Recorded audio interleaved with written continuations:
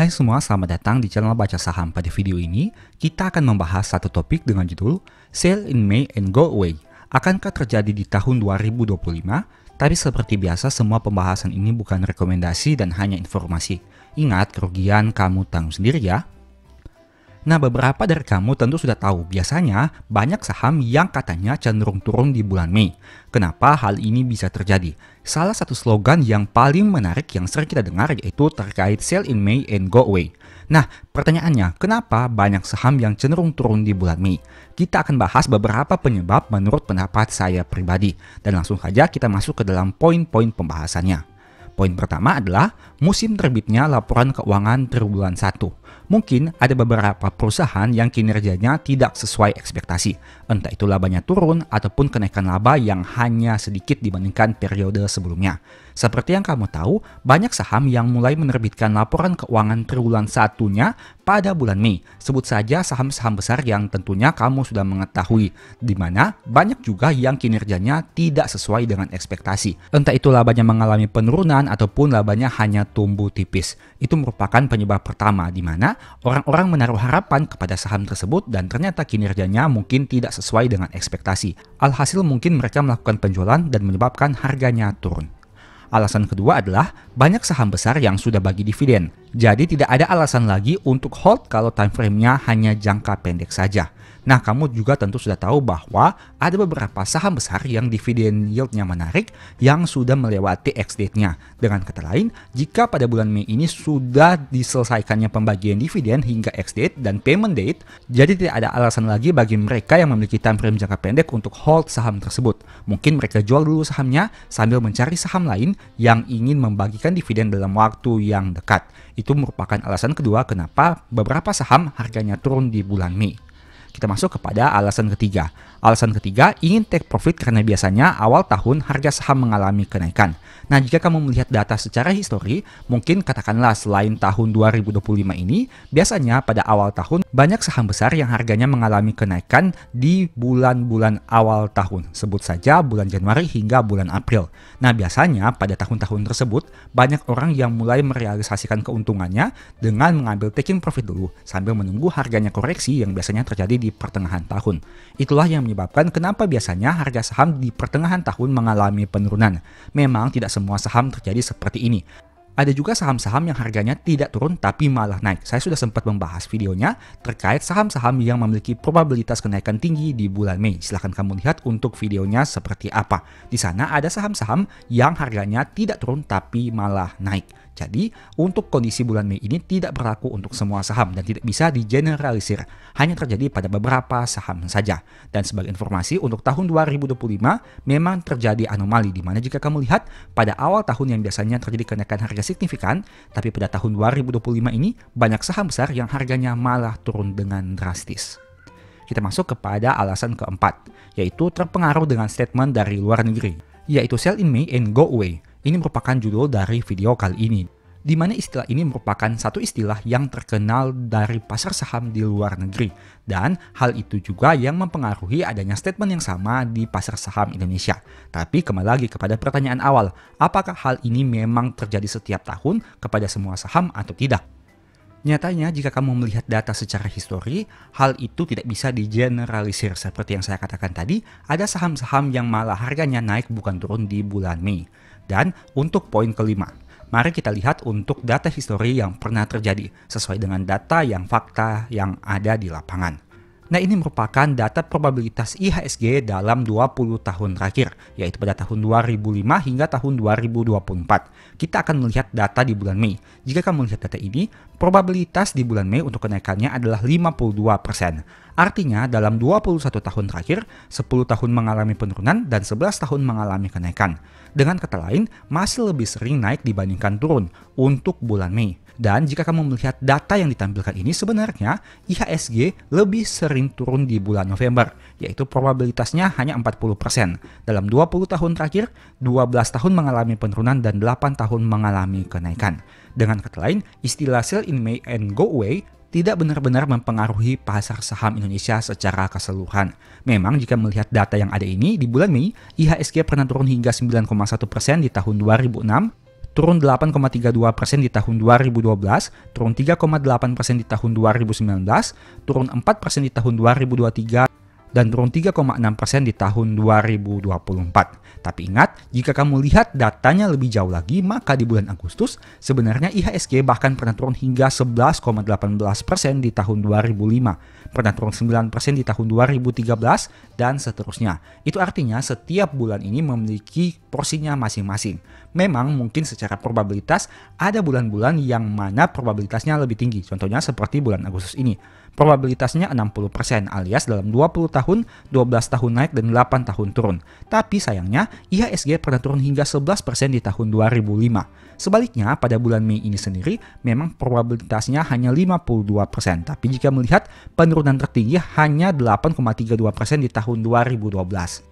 Itu artinya persentase penurunan dan probabilitas merupakan dua hal berbeda yang harus kamu lihat. Jika kamu lihat dari sisi probabilitas, itu artinya kamu hanya menghitung berapa banyak naik dan berapa banyak turun untuk beberapa periode tertentu.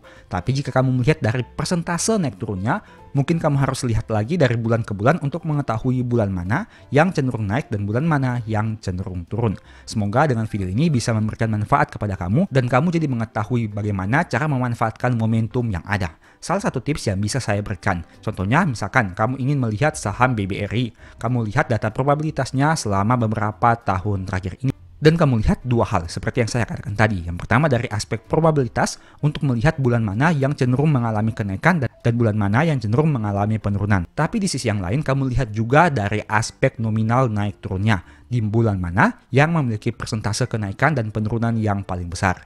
Dengan menggunakan dua hal tersebut, kamu bisa memanfaatkan momentum yang terjadi dalam jangka pendek. Memang angka ini tidak pasti menjamin kamu akan profit dan juga tidak menjamin kamu tidak akan rugi. Tapi setidaknya dengan menerapkan dua skenario ini, kamu jadi bisa memanfaatkan momentum dari segi time frame jangka pendek. Semoga video ini bisa memberikan manfaat kepada kamu dan silakan kamu ganti-ganti saja nama sahamnya. Misalkan kamu mau melihat saham BMRI, kamu melihat saham Astra International dan lain sebagainya.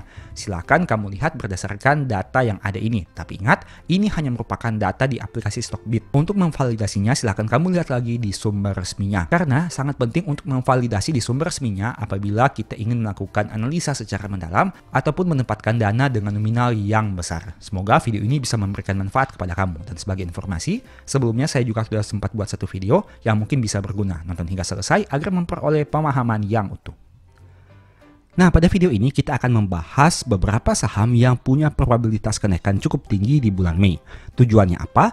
Untuk melihat momentum dari saham-saham yang punya probabilitas kenaikan cukup tinggi di bulan Mei. Bulan Mei biasanya dikenal dengan bulan di mana harga saham cenderung turun. Tapi ternyata ada beberapa saham yang harganya malah cenderung naik. Hal itu mungkin saja bisa digunakan sebagai kesempatan bagi sebagian orang, terutama untuk mereka yang melakukan trading. Berikut ini kriteria pemilihan sahamnya. Yang pertama, punya probabilitas kenaikan 80 hingga 100% di bulan Mei. Kedua, periode waktu yang digunakan sejak tahun 2020 sampai tahun 2024. Ada juga mulai tahun 2021. Dengan kata lain, 4-5 tahun ke belakang. Ketiga, perusahaan masih mampu mencetak laba. Dan tentu saja, disclaimer on, semua saham yang disebutkan bukan rekomendasi dan hanya sebagai informasi saja. Untung rugi, kamu yang tanggung sendiri. Nah, sekarang mari kita langsung masuk saja kepada nama-nama sahamnya. Saham pertama adalah saham CPIN, di mana jika kamu lihat sini, untuk periode tahun 2020 hingga tahun 2024, di bulan Mei probabilitas kenaikannya adalah 80%. Artinya, dalam 5 tahun terakhir, 4 kali naik dan hanya 1 kali turun. Penurunan sebesar 4,2% yang terjadi di tahun 2021.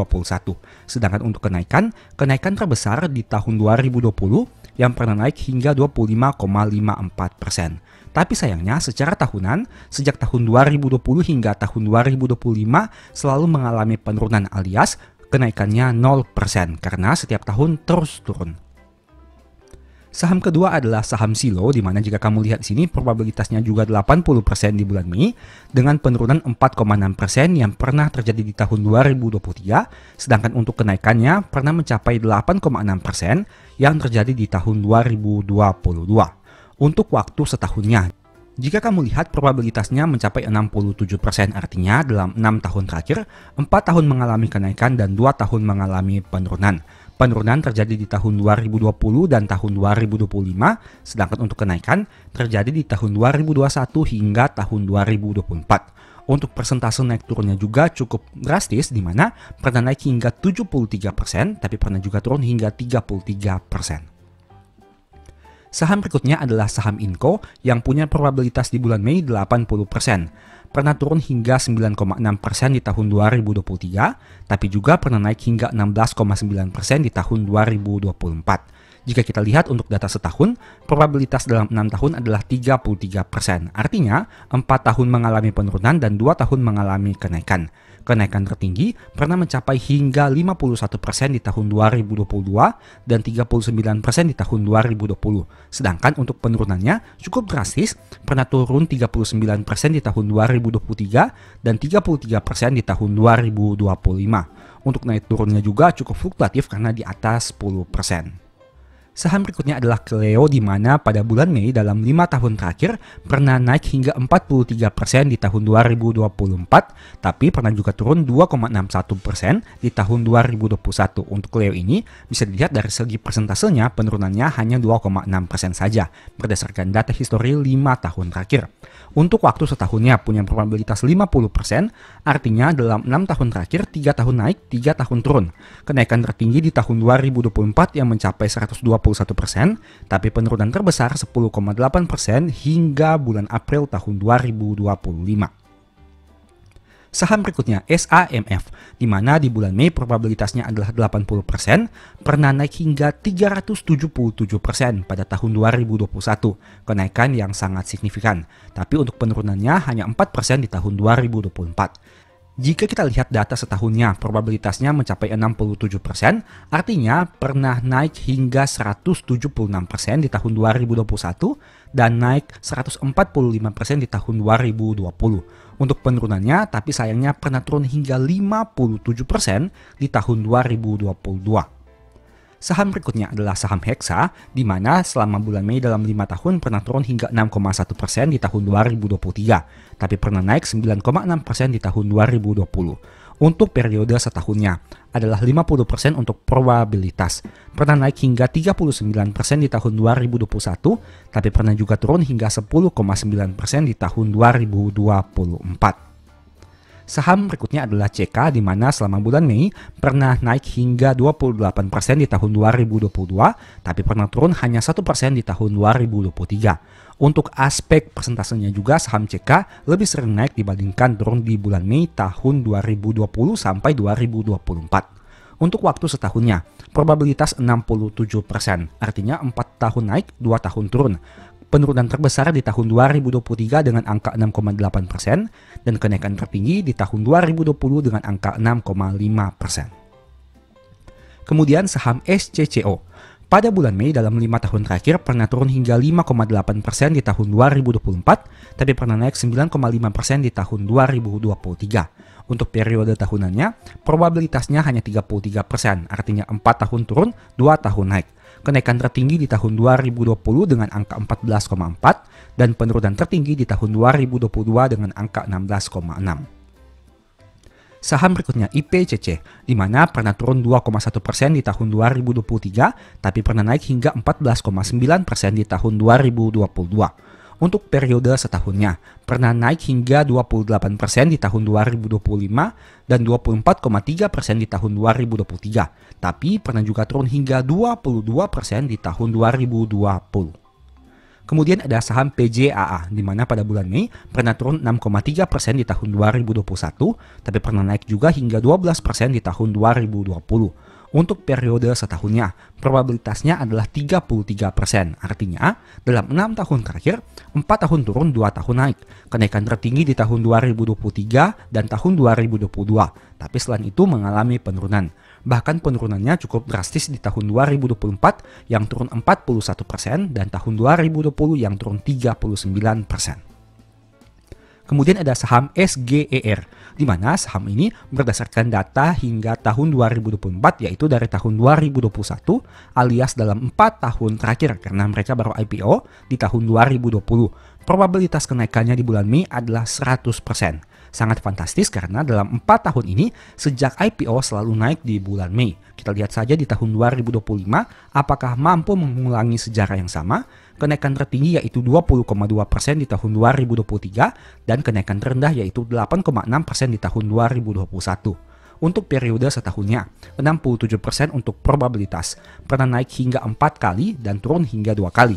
Kenaikan tertinggi sangat drastis karena mencapai 394% di tahun 2020, ada juga 216% di tahun 2023, sedangkan penurunannya sekitar 20-an% untuk tahun 2024 dan 2025. Pertanyaannya, apakah kedepannya harga sahamnya akan turun?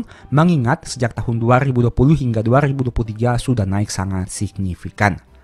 Nah, demikianlah beberapa saham yang memiliki probabilitas kenaikan yang cukup tinggi di bulan Mei, yaitu SGER, PJAA, IPCC, SCCO, CK, Hexa, SAMF, Cleo, Inco, Silo, dan CPIN. Menurut kamu bagaimana? Dari saham-saham tersebut apakah ada yang menarik untuk dianalisa lebih lanjut? Ingat, saya mau disclaimer dulu, saya menampilkan nama saham hanya berdasarkan probabilitas. Ingat, hanya berdasarkan probabilitas di bulan Mei sejak tahun 2020 atau 2021 hingga tahun 2024. Artinya di tahun 2025 dan seterusnya, kita tidak ada yang tahu secara pasti apakah sejarah akan berulang. Tapi setidaknya berdasarkan data ini, kamu jadi tahu saham-saham yang punya probabilitas kenaikan cukup besar di bulan Mei. Bukan berarti sebagai jaminan, tapi itu hanya sebagai informasi saja. Selain itu, saham yang saya tampilkan ini tidak melihat dari sisi kualitas perusahaan, fundamental, valuasi, dan lain sebagainya. Untuk itu, kamu harus melakukan analisa mendalam apabila tertarik ingin memiliki saham ini. Terlebih bagi kamu yang ingin hold dalam jangka panjang. Mungkin bagi kamu yang trader, kamu bisa memanfaatkan momentum di bulan Mei ini. Tapi jika kamu berencana untuk hold dalam jangka panjang, alangkah lebih baiknya untuk analisa segi fundamentalnya, valuasinya, manajemennya, dan lain sebagainya. Karena ingat, data di masa lalu tidak selalu sama di masa depan. Bisa saja lebih baik, bisa juga lebih buruk.